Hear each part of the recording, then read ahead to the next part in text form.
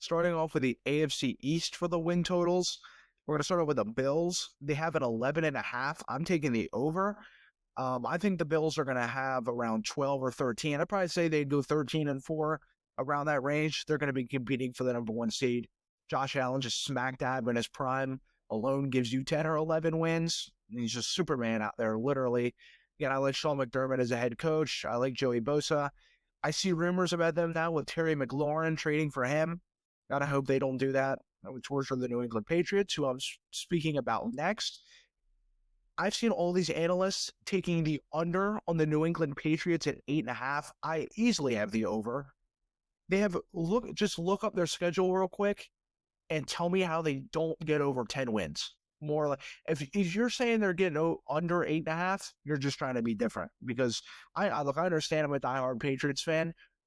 The roster additions, just the upgraded head coach, the quarterback, their draft, their schedule alone is just 10 or 11 wins. There's just no way anyone's taking the under. That's my easiest bet of the year, is the Patriots over 8.5 wins. Easily. Then the Jets, I have them under 5.5.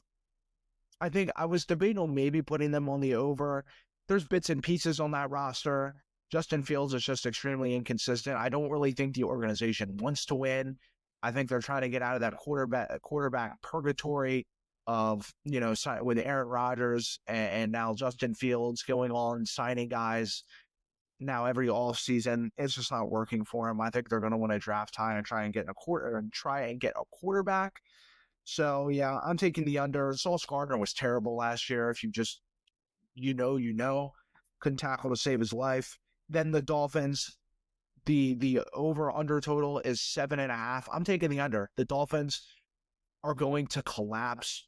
There's too many question marks going into the year and too many big question marks. You can nitpick teams like the Chiefs, the Eagles, the Ravens.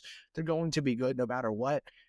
You don't even know if your number one receiver wants to play there. Your head coach, people are talking about him being gone.